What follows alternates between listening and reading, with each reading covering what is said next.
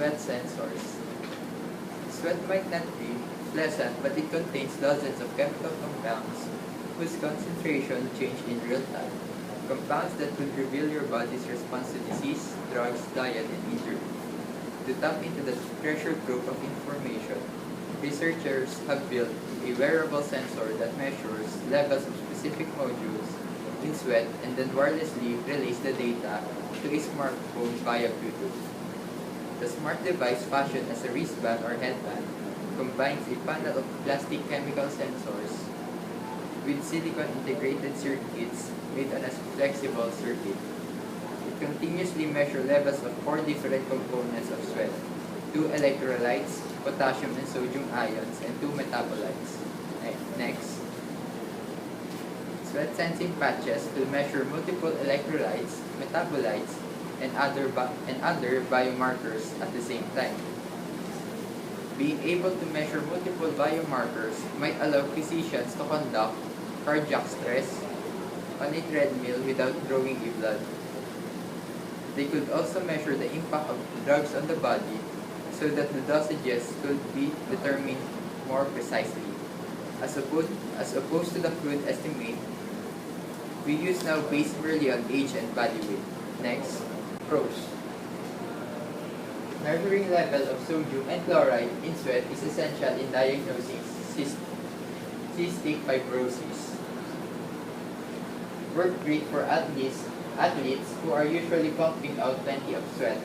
They could measure the impact of drugs on the body, and it also helps the athletes track their performance and enable doctors to continuously monitor the health of their patients to better personalize their medication. Next, cons.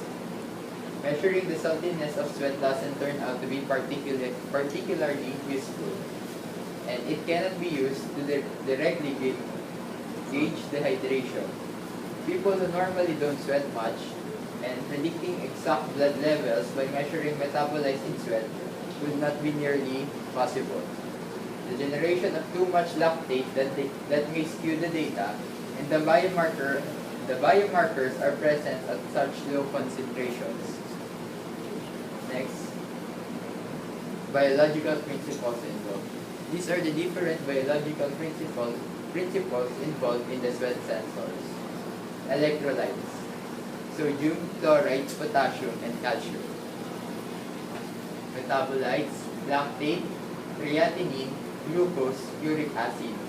Small molecules: amino acid, DHEA, cortisol. And proteins: interleukins, tumor necrosis factor, and neuropeptides. The intended use of these sweat sensors is that it provides an even deeper insight into a person's health and well-being.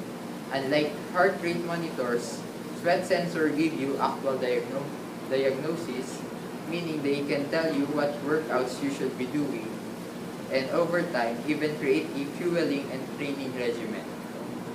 The sensor could conceptually alert physicians when someone stops taking their medication based on information from the sweat. It can help a lot of people, especially the athletes, to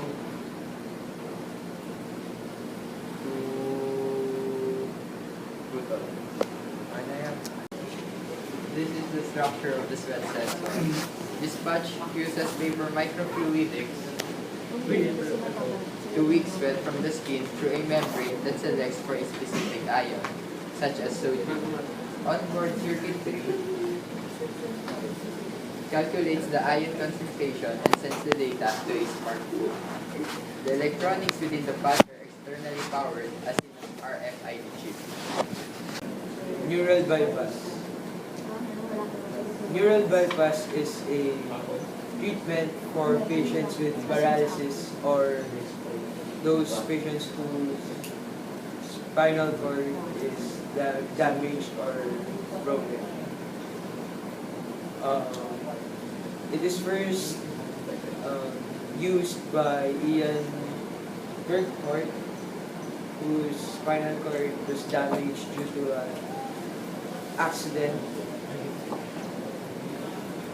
It was interfaced by a group called Battle in 2000. Its purpose is for helping those patients who's paralyzed for their entire life and for them to be able to a specific part of their body again. So how does it work? When the injury breaks the spine that receives the signal from the motor cortex, or the part of the brain that is responsible for our movement, the patient will be paralyzed for his entire life. A brain implant is conducted for them to be able to connect the wire that will decipher the messages in his motor cortex. And this chip that is implanted in his brain will read the neuron's activity. The implant's array that consists of 96 electrodes records the brain cells in the motor cortex. The brain is now connected via cable, and that cable is now connected to a computer, and the computer is connected to a stimulator.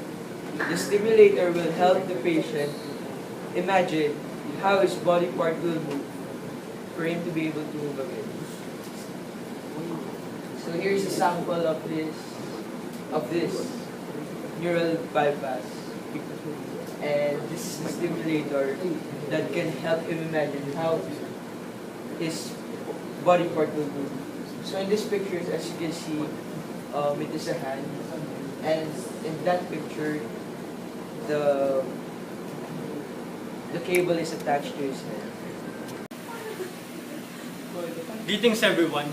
I'm here to discuss about bionic eye. So first, the overview.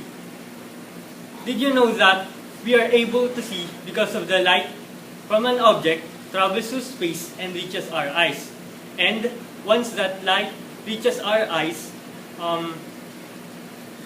it passes through the retina, then to the optic nerves, then the optic nerves delivers it to the brain, and the brain deciphers whatever that signal is. So we are able to determine what image that we are sighting at.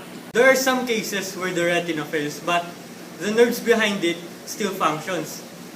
And there are also some cases where the nerves behind it are the ones are dysfunctioning.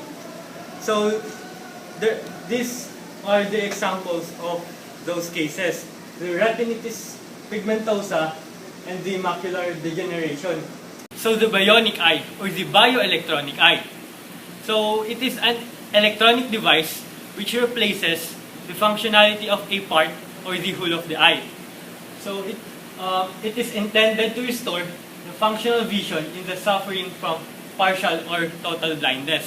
So its sole purpose is to restore vision or replace some parts of the eye which are dysfunctioning or not at all functioning. Next. So this is the composition of the bionic eye.